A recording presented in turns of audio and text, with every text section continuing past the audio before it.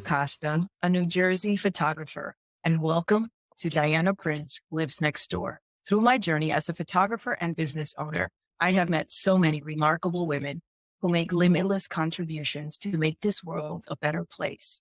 This series is dedicated to them. I want to acknowledge their power, their phenomenal beauty, and I want to shine a spotlight on their daily heroism. Today's Diana Prince is Kim Ades. Kim is the founder of Frame of Mind Coaching and the Journal That Talks Back. She is an author, speaker, entrepreneur, coach, and mom of 5 children. And that's why she's my Diana Prince for today. Kim, thank you for joining me on Diana Prince. I'm closing out a series on life transitions, and I've had a couple of guests who shared their inspiring stories and their challenges on how they transition from corporate jobs to business owners. So this is right in your wheelhouse. I thought it would be great to close it out to get your expert feedback on why women resist these life transitions, even if, on the other end, you got the grass that's greener. So thank you for agreeing to converse on this topic. Oh, I'm excited to be here and I'm excited to talk about this issue. It's actually a very relevant and hot topic, especially right now where people are moving a lot, not only from one house to another, but a lot in their work. So happy to be having this conversation. I'm seeing a lot of resistance to transition lately. Oh, great. I figured we could use my story as an example and you tell me. I'm going to throw out my background out there and ask questions, please. Great. I'm going to take notes. I'm going to take some notes. Yeah. So it's actually my first time talking about it, to be quite honest. So it feels good to just get it out as well. I was in corporate for 30 years before I jumped to be a business owner. But I've always wanted the freedom of being a business owner. I always had a side hustle, right?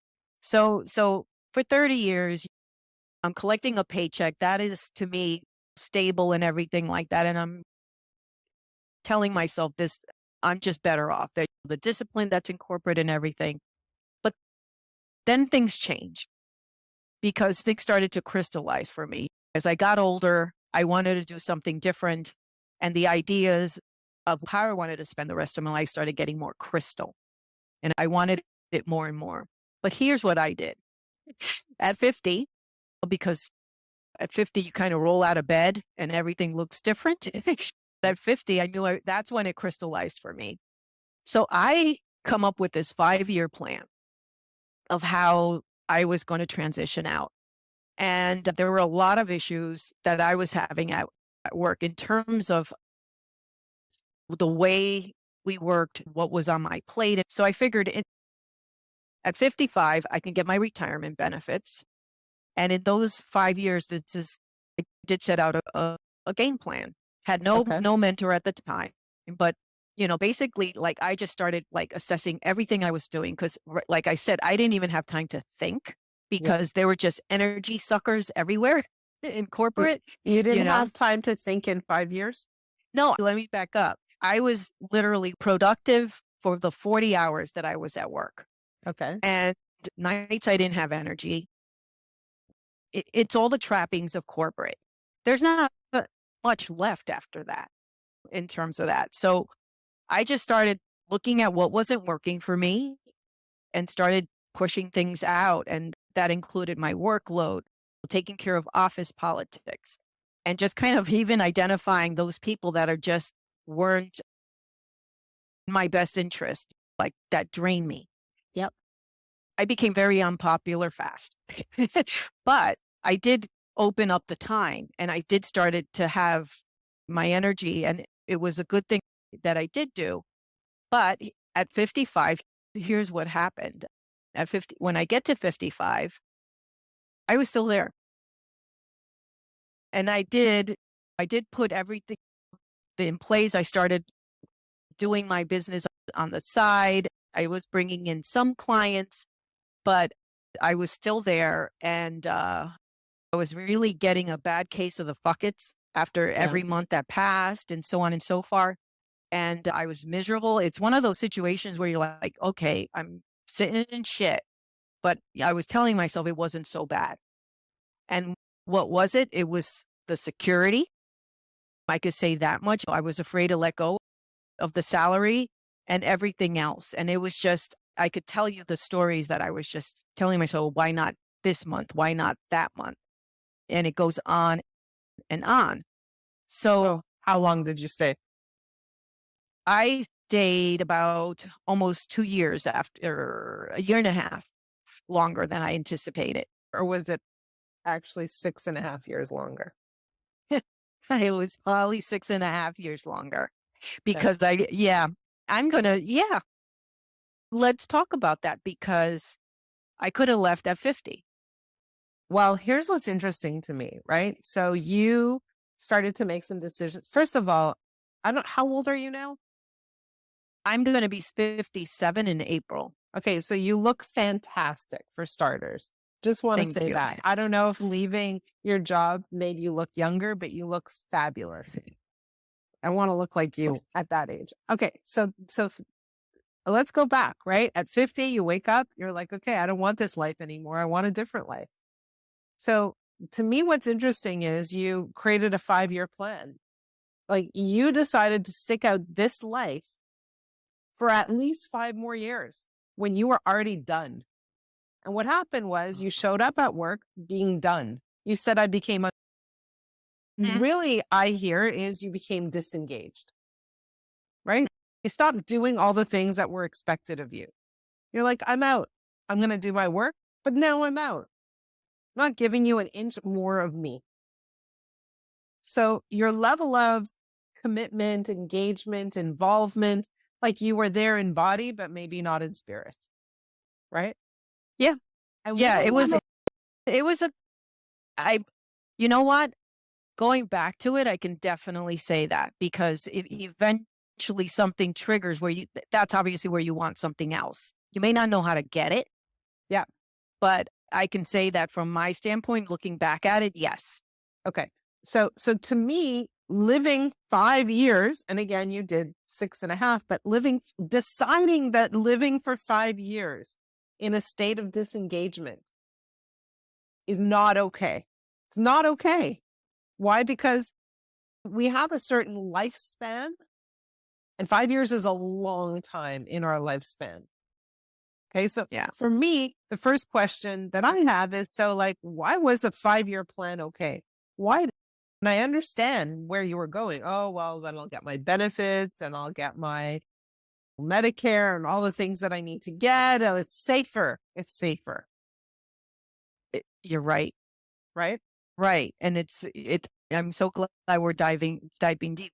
I'm hoping that any woman that listens to this really starts looking at what their choices are on a day-to-day basis. Because to me, 5 years ago, that sounded valid. And if I look at it now, I was latched on to my benefits, like if they were life and death for me. Also, question for you. Did you discuss your 5-year plan with anybody? With my husband. Okay. And he said, okay. That was an ongoing conversation. Because he wasn't comfortable with it? No, because I didn't have everything in place yet where he could be comfortable with it. I didn't have the client flow or anything like that. So it was a risk. Yes, it's a risk. And I think the walking risk was across the street every day, right? So it's a risk. So, but to me, the bigger risk is dedicating your life to something that is soul sucking for 5 more years, but then it ended up to be 6.5. To me, that's a far greater risk. Wow. Because it's a certain risk. It's certain that the next 5 years, I'm going to be unhappy and feel like people are sucking my energy. I'm going to be tired. I'm going to have nothing left at the end of the day. For the next 5 years, that's a guarantee. How do I know? Because I've been here for 30 years. I know. Right? It's a guarantee. Whereas leaving a bit earlier, nothing's guaranteed, but there's a possibility of something better. But you didn't choose that. You chose the guarantee of more misery. Fascinating, right? Because you have a perception, a false perception of security. Right? So you're asking, why do people, women, people, men, doesn't really matter to me. Why do they have trouble with transition because they have a set of beliefs, just like you. They have a set of beliefs that say this here decision is safer, it's wiser, it's more responsible. It keeps people around me more comfortable. It's the right thing to do. Yeah. It's literally blowing my mind. What I was telling myself was, this is the logical way to go about this and just Right. phase myself out. It's I need it. logical. Yeah. That's all it is, right? But is it logical? Is it logical? Is it logical to keep yourself in a place for 6.5 years when clearly this place is causing you unhappiness, dissatisfaction? Is that logical? To me. Let's say you're 60. Is it logical to dedicate 10% of your life to misery? Doesn't make any sense. No, That's it doesn't not make logical, it. right? No, it Is doesn't. it logical to take a sure bet of misery, or is it logical to take a possible bet of something new, different, exciting? So what happens is our beliefs create this confusion in our brain where we're misassessing risk. We're imagining risk is often worse than it really is. It's harder than it really is. Right? And we oftentimes don't take that step because we perceive that risk to be more strenuous than reality. So I'll give you another example. Okay. So I do a lot of speaking engagements, a lot. And I always ask for a volunteer from the audience. It doesn't matter if the audience is 10 people or 800 people. Doesn't matter. Do you know how many volunteers I get? How many? One if I'm lucky. Wow. Okay, so I ask for a volunteer. The audience goes silent. Everybody's uncomfortable. Sometimes the person who's most uncomfortable says, all right, I'll go up. Right? So I'm there. People come to see me. They're there because they want to learn something. They're there voluntarily. Nobody's putting a gun to their heads. They're there because they want to be there, typically. And where's the best place to learn? By coming up and volunteering. But how many people rush to the stage? Very few. The percentage is really small. Why is that? Because they perceive the risk to be much bigger than it is. They have a dialogue that runs in their heads. What does that dialogue say? I'm not going up. I don't know what she wants from me. I don't want to look like a fool. I don't want to be vulnerable. I don't want to self-expose. On and on. I'm just going to sit back and watch and wait because it's safer here. Yeah. No. Right? And that is me. That or is you. was me. That Okay. was me. Right. Okay. And So what does it get you? What does it win you? Nothing. So let's say you come up and you look a little foolish, because that could happen. So what? Are you going to die? Is your life at risk? Is it a life-threatening situation? No, but we perceive it to be worse than it is. So you quit. Let's just say you quit. You quit after a year instead of 5 or 6.5 years. You quit. You have your 1-year plan, your 6-month plan, whatever it is. You have your plan. You put some things in place, which is fine. Okay. You want to think things through, no problem. But then you quit. Now what? You figure things out. What you didn't do was trust yourself to figure things out. You didn't do that. You're like, I got to be perfect before I go.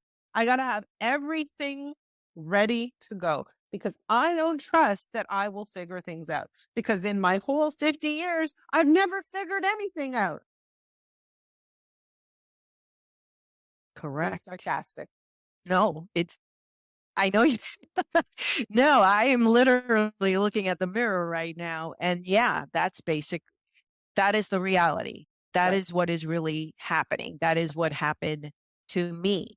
Yes. And the sad thing is, and you hit the nail on the head, and I never freaking looked at this one, is that I dedicated another 6.5 years to a life that I didn't really want. Do the math, the percentage of my entire life. And at 50, the time just becomes more valuable.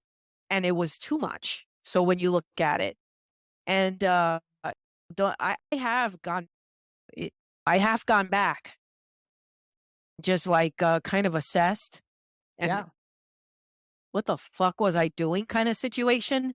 Yeah. And I know it's my personality, and I know it's the safe thing and stuff But it's not your like that. personality. It's not your personality.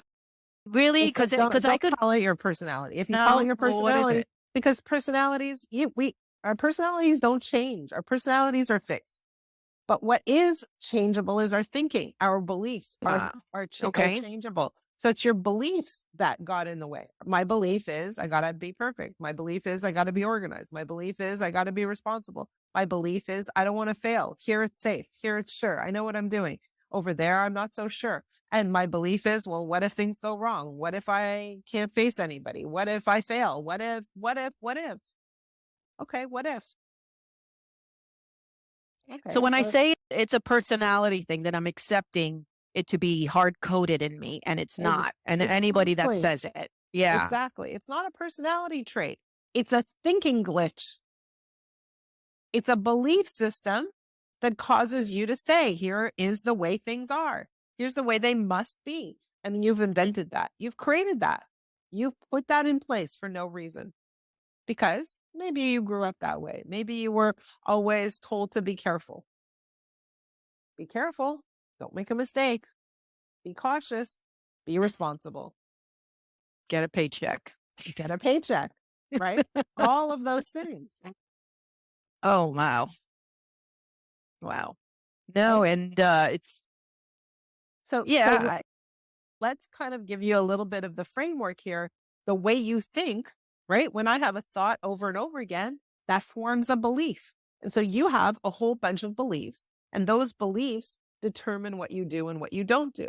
So if you believe that it's going to be scary to not have a paycheck, what are you going to do? You're going to hang out at this terrible job for 6.5 years.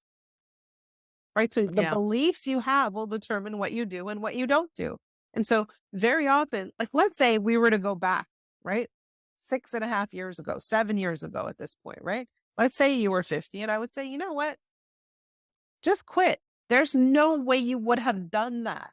You would not have taken the action because your beliefs were still planted in all the fear. That's why when I work with people, with clients as a coach, I don't tell them what to do. I don't just say, here, just do this. I explore their beliefs. Because if your beliefs are, that's terrifying, you're never going to make a move. But if we discuss your beliefs and I show you how your beliefs are maybe a little bit blurry, skewed, confused, inaccurate, not aligned with your goals, and I can show you how to trade up your beliefs for something even slightly better, now we have movement. Now you're not so planted. Now we have the possibility for something new. yeah, Right?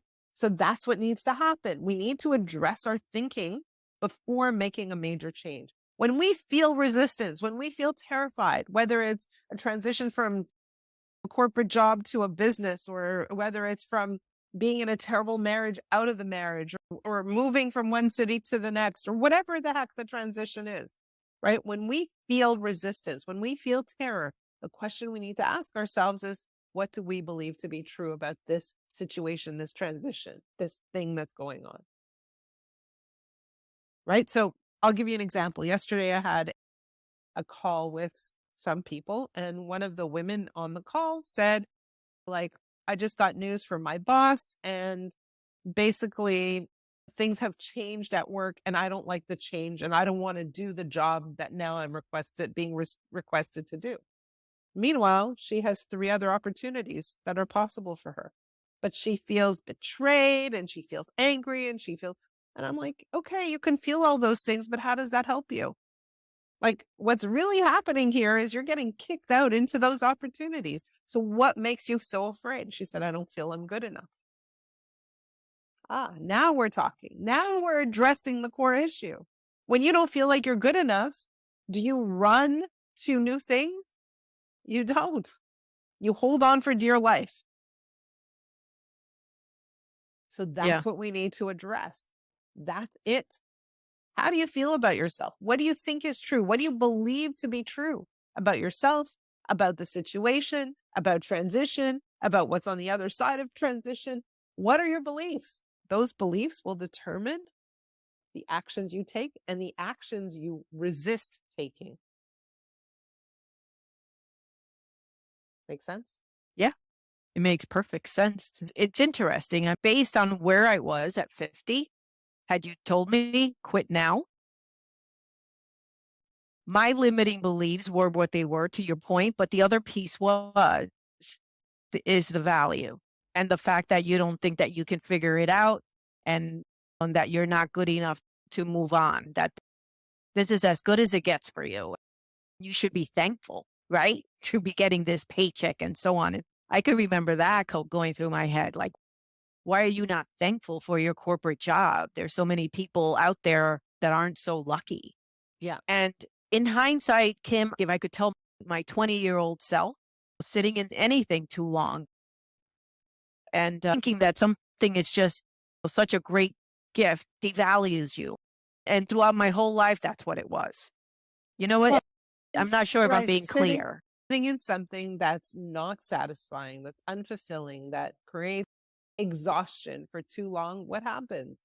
You leave Yeah. feeling resentful. You leave feeling tired. You leave feeling depleted.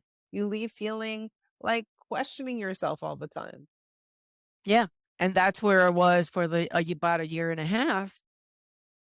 It's not the way I wanted to leave, but that's the way I left because I hung on too long.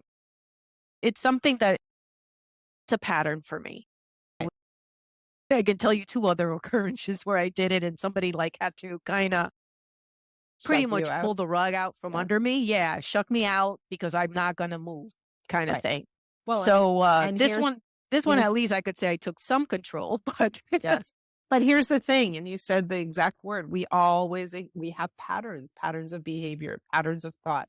The beliefs we have show up in patterns. You exactly said that. So when we work with people, when we work with clients, we are looking for their patterns, the patterns that serve them to move forward and the patterns that don't, the patterns that interfere with their ability to live a life of peace, ease, exhilaration, fulfillment, and joy, right? We're looking for that. yes. Yeah. And I think where I was going before, I think it's where I am now to where I was is night and day. It's night and day in terms of the potential that I see for myself in self-growth. Yeah. So anybody that, that's out there thinking about just analyzing their limiting beliefs right now, think of the potential of where you can go, because that's what I didn't have, obviously. It's that viewpoint of Yes. you already know where you are, right? You already know you don't like it. So isn't there a greater potential moving out? And that's what I didn't put 2 and 2 together. Well, you knew you weren't happy. You had no idea Exactly. how to get to a happy place. You didn't know Yeah, what you no. could do. You didn't know what was possible. You didn't know you could do it. You didn't know a whole bunch of things, but you didn't believe anything different was possible. That's the Yeah. key. It's not only you didn't know, but you didn't believe anything was possible. Yeah. Yeah. That pretty much sums it up. So what advice would you give a woman that may be on the cusp of a major transition? What should she be doing right now? Yeah. Again, if first of all, it sounds like you lived through it alone, and that doesn't make me happy. If anybody who's listening, if you feel like you need support or help, like find someone to help you, a coach, a therapist, a friend, spouse, somebody. Don't think through things alone. Okay. So even sometimes when you're talking out loud and you're hearing yourself, you're like, oh, wow. Right. So A, don't go through it alone. B, when you feel this resistance, when you feel scared, nervous, fearful, uncomfortable, right, with the thought, what you want to do is I'm a huge fan of journaling. Every single one of my clients journal every single day, and we are able to read and respond to their journals. But pick up a piece of paper and a pen or a computer, whatever, and start journaling and ask yourself a key question. What do I believe to be true about this transition and myself? What do I believe to be true about me? What do I believe to be true about this change, this movement, this transition, this new opportunity? What do I believe to be true? And what you're going to notice when you write down all of your beliefs, in those beliefs are all your limitations. And then you're going to say, is that actually true? Is it true I can't move right now? Is it Wow. true that I can't live without benefits? Is it true that there are no benefits elsewhere? Is it true that if I leave now, I'm going to go to an unsafe place? Is it true that I can't figure it out? Is it true? And what you're going to find is that a lot of your beliefs are not true. Yeah. Right. Yeah. So for any woman listening out there, I, for one, can say that I firmly believe in the power of having a mentor or a coach walk you through this process. As one who did it for 5 years, just muddling through, a coach will get you there where you want to be a lot faster because you got somebody to bounce it off of, and you Yeah. can hear your but having somebody just to bounce it off of is I think the biggest benefit of having a coach. So I love that advice and the journaling, which is just something that I actually picked up. It's just been great, and it took me 6.5 years, and 3 of those years was just trying to reserve my energy. So for anybody listening out there, Right. for anybody listening out there, those 3 years are valuable. So if Yeah. you're out there doing the same thing, it's something to consider. Oh, This. can I throw one more Sure. thing in? Sure. Again, for those of you who are listening, if you want to pick up journaling, but you're like, okay, well, I journal, but then nothing happens. We just launched something fairly new. It's called The Journal That Talks Back. And what happens is you get assigned to a coach, but you can journal as often as you want. But there's a coach, a real human certified coach on the other end who will read and respond to your journals and ask you key questions and coach you through any situation you're going through. It's called The Journal That Talks Back. It's accessible, affordable, and really an unlimited coaching. Fantastic. Thank you so much, Kim. I have Kim's website in the description. If you're going through a similar situation right now, you want change, is the way to go. So I encourage you to reach out to Kim and Frame of Mind Coaching. I have her website in the description. But I do hope you at least got something out of this conversation on your way to the supermarket or wherever you are. That closes us out. Thank you for listening. Thank you.